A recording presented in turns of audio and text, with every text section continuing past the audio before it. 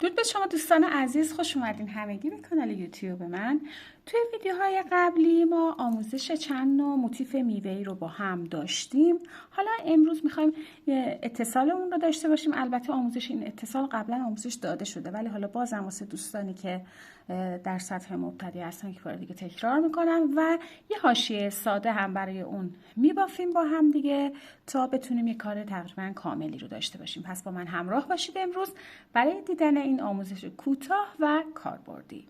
خب دوستان، من ابتدا اتصال عمودی موتیف هام رو همه رو دادم و بعد اومدم به طور افقی اونها رو به هم اتصال دادم. یک رج مونده، اون رو هم الان اتصالش رو میدم. شما به هر طریقی که دوست دارید موتیف هاتون رو در کنار هم دیگه چیدمانش رو انجام میدید و میایید برای اتصال موتیف ها. ابتدای بافت باید این نخ اتصالمون زیر کارمون قرار بگیره. به این صورت یک زنجیره از رو گرفتم، یک زنجیره هم از موتیف رویی و با یک بست اونها رو به هم اتصال میدم و به همین صورت ادامه میدم. دقت کنید که پایه هایی رو که میگیرین درست روبروی هم دیگه باشه، یعنی زنجیره رو به زنجیره و پایه رو به پایه باشه. به این صورت به انتهای موتیفمون از هر یه دونه موتیف به این صورت به انتهاش که رسیدیم میام یک زنجیره میزنم و به همین صورت بافت رو ادامه میدیم. یک نخ از موتیف رو، یک نخ از موتیف زیر و اتصال موتیفامون رو به این صورت کامل میکنیم. خب به همین صورت موتیفامون رو به هم اتصال میدیم و کاملش میکنیم. خب دوستان، من برای اینکه حاشیه بافت رو برم ابتدا میام یک رج ساده بافی رو انجام میدم. دور تا دور بافتم، یک کوتاه، یک دو سه زنجیره، همونجا یک پایه کوتاه و میام روی همه پایه هام هر کدوم یک پایه کوتاه میبافم.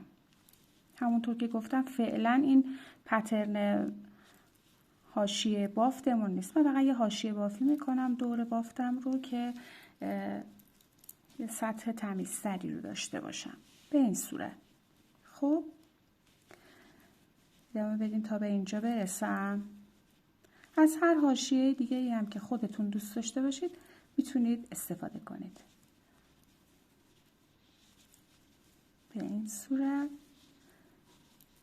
توی این فضا هم میام یه دونه کوتاه میبافم و روی خود بافت اتصالمون هم یک کوتاه، دوباره توی همون فضاش یک پایه کوتاه و از روی اولین پایه شروع میکنم به بافت پایه کوتاه.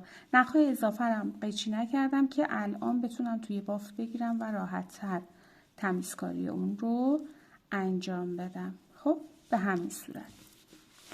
پس این بافت پای کوتاه ها رو انجام میدیم. به گوشه که رسیدیم به همین شکل یک کوتاه سه زنجیره رو میتونید دو تا زنجیره هم بزنید و یک کوتاه ادامه میدم. دور تا دور بافت رو این بافت ساده رو بریم. خب به آخر رج که رسیدیم میایم بست میزنیم به اولین پایه کوتاهمون.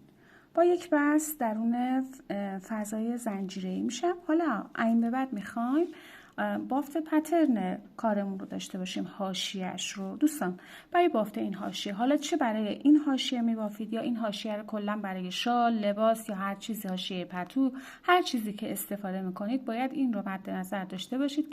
برای تعداد پایه هامون باید مضربی از عدد 5 باشه به اضافه 6. یعنی چی؟ یعنی اینکه هر تعداد 5 تایی که دوست داشتید انتخاب میکنید، 10 تا 5 تا 20 تا 5 تا 30 تا 5 تا هر چقدر، اون رو در آخر یه 6 تا بهش اضافه میکنید. خب تو فضای زنجیره گوشه 3 تا زنجیره میزنم به عنوان یک پایه بلند و همونجا یک پایه بلند دیگه میبافم. 2 تا زنجیره میزنم و 2 تا پایه بلند توی همون فضا. 1 و 2. توی این رج میایم روی همه پایه ها پایه کوتاهایی که بافتیم هر کدوم یه دونه پایه بلند میبافیم. درون فضای زنجیره‌ای گوشه هم که 2 تا پایه بلند، 2 زنجیره، 2 تا پایه بلند. به این صورت. پس پایه بلند هامون رو به این روش میبافیم دور تا دور کار. خب پایه بلند ها رو کامل کنیم. در فضای زنجیره گوشه بافت گوشه رو میریم ببافیم و برگردیم. خب دوستان بعد اینکه رج رو به انتها رسوندیم میایم بست میزنیم به زنجیره سوم شروع رجمون. حالا رج بعدی رو هم با یه بست 2 تا بست میرم داخل فضای زنجیره میشم 1 زنجیره، همونجا 1 پایه کوتاه، 2 تا زنجیره، 1 پایه کوتاه. این رج رو هم دوستان ساده بافی میریم روی همه پایه هام هر کدوم 1 پایه کوتاه میبافم تا توی رج بعد بیایم الگوی کارمون رو پیاده کنیم. خب به این صورت در آخر رج میایم بست میزنیم به اولین پایه کوتاه. حالا برای بافت الگومون با 1 زنجیره میرم داخل فضای زنجیره میشم 1 2 3 4 تا زنجیره میزنم به عنوان 1 پایه دوبل، 1 زنجیره برای فاصله و در ادامه بافتم میام 3 تا پایه رو رها میکنم 1 2 3 در پایه چهارم 3 تا پایه دوبل نیمه میبافم 1 2 3 توی 2 مرحله 2 تا یکیش رو انجام میدم که نوک برگمون تیز بشه و 5 تا زنجیره میزنم 1 2 3 4 5 دوباره میام توی همون فضا با 3 تا پای دوبل نیمه 1 خوشه میبافم 1 2 3 توی 2 مرحله 2 تا 1 و در ادامه بافتم حالا 4 تا پایه رها میشه 1 2 3 4 در پایه پنجم میام بافت رو تکرار میکنم با 3 تا پایه دوبل نیمه 1 2 و 3 1 خوشه میبافم تو 2 مرحله 2 تا یکیش رو انجام میدم 1 2 3 4 5 تا زنجیره میزنم همونجا دوباره تکرارش میکنم به این صورت 1 2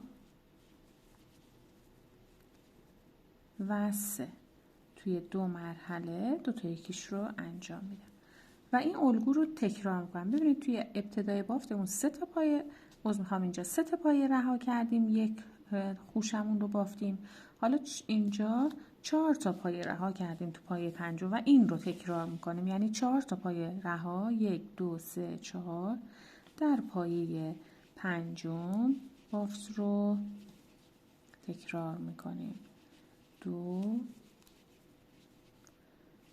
و 3 2 مرحله 2 تا یکی 1 2 3 4 5 تا زنجیره همونجا الگوم رو تکرار میکنم 1 2 و 3 همه رو با هم توی 2 مرحله یکی میکنم به این صورت. خب و این الگوی بافت رو تکرارش میکنم تا به قسمت گوشه بافتم برسم به این صورت در میاد کارمون. خب دوستان من به این صورت رج رو 1 ضلعش رو در واقع به اتمام رسوندم.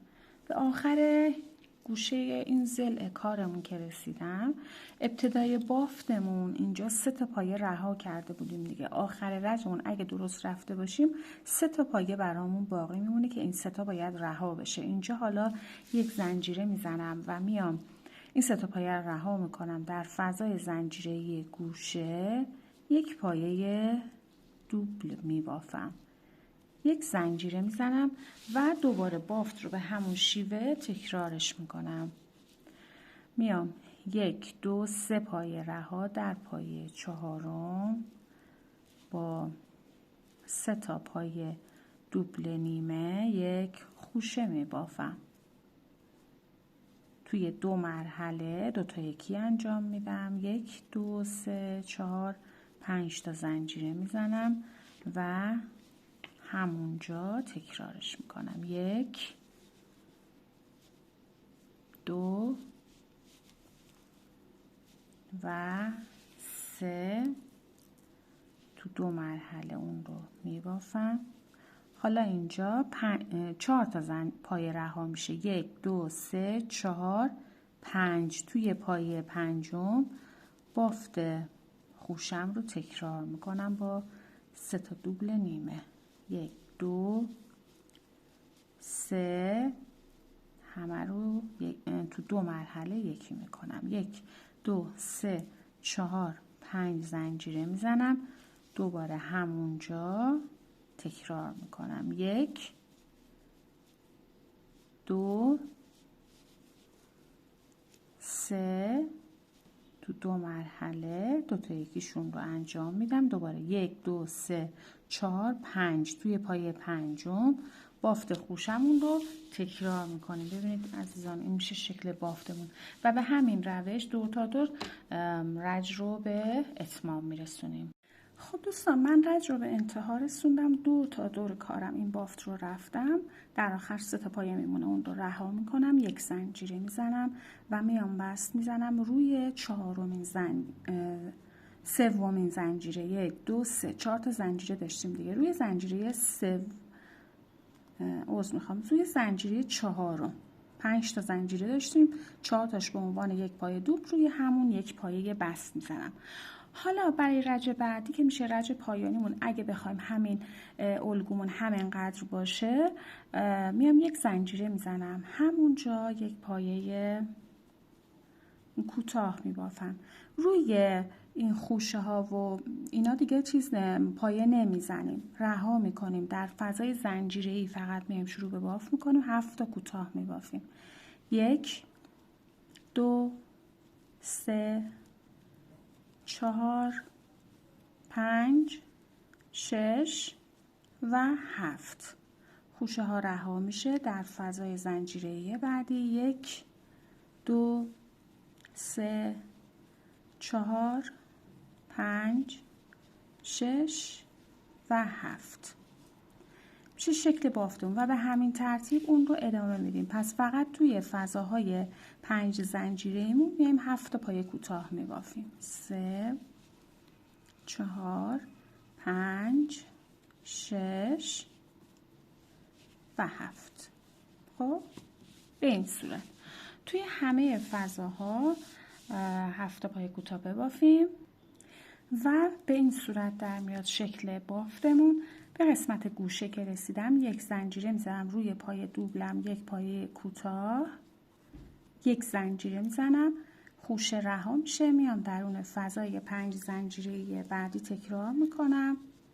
1 2 3 4 5 6 7 تا پایه کوتاه و به همین روش اون رو ادامه میدم. میام توی همه فضاهام 7 تا پایه کوتاه میبافم. برای من این مقدار حاشیه کافی هست، ولی میتونید اگر دوست داشته باشید رج دیگه ای رو هم، البته این در صورتی هست که کار بزرگتری داشته باشید، میخواید حاشیه بزرگتری داشته باشید، رج دیگه ای رو از همین مدل ادامه بدید. بیایم این قسمت گوشه بافتمون، این کوتاه تکی که بافتیم روی پای دوبل رج قبلمون، اینجا نخمون رو به این صورت میایم وصلش میکنیم و 1 2 3 4 زنجیره به عنوان یک پایه دوبل میبافم. 1 زنجیره برای فاصله میزنم و حالا میخوایم همین الگو رو پیاده کنیم. اینجا میام روی 3 تا پایه رو رها میکنم. 1 2 3 روی پایه چهارم اون پترنی رو که برای شکل برگ داشتیم با 3 تا پای دوبل نیمه اینجا تکرار میکنم. 1 2 و 3 تو 2 مرحله 2 تا یکیش رو انجام میدم. 1 2 3 4 5 تا زنجیره میزنم و دوباره همونجا تکرارش میکنم توی همون فضا. 1 2 3 همه رو تو 2 مرحله یکی میکنم، خوشه میبافم. خب و حالا چیکار میکنم دیگه؟ به این پایه ها کار ندارم، به این 3 تا پایه که توی این دسته است کار ندارم. میام توی هفتای بعدی دوباره 4 تا پایه رها میکنم، 1 2 3 تا پایه، 1 2 3 پایه رها، روی پایه 4مش میام تکرار میکنم با 3 تا پایه دوبل نیمه، 1 خوشه میبافم. خوشه هامو هم که توی 2 مرحله 2 تا یکی میشد، 1 2 3 4 5 تا زنجیره و 1 خوشه دیگه همونجا میبافم. به این صورت. این دوستان پترنی رو که الان دارم میگم مال وقتی از همونطور که گفتم برای دور کارمون میشه. حالا اگه شما کلا دارید این پترن رو میبافید، حالا به عنوان شال مبل، برای هر چیزی که دارید استفاده میکنید یا برای پتو که مربع یا مستطیل نیستش که ابتدا و انتهای اون رو به هم بست بزنیم و یک سره هست، شما 1 ردیف رو که بافتید کارتون رو پشت رو میکنید، پشتش ادامه میدید. یعنی احتیاج نیست نخ رو قطع کنید برگردید بیاید سر کار اون کار رو انجام. هر رج رو بافتید میچرخونید به پشت و بافت رو همون روشی که گفتم تکرار میکنید. اگر هم مثل من به عنوان حاشیه دارید استفاده میکنید که من الان فقط ببینید این پای کوتاه ها رو که بافتم که توی رج قبل آموزشش رو دادم، دیگه این رو ادامه نمیدم. حالا اگه دوست داشتید شما میتونید اون رو ادامه بدید، بسته به کاری که دارید انجام میدید. خب عزیزان، ممنون که تا این لحظه با من همراه بودید. امیدوارم همچنان شما در ویدیوهای بعدی هم ببینم. تا یه روز دیگه و یا آموزش دیگه. خدا نگهدارتون.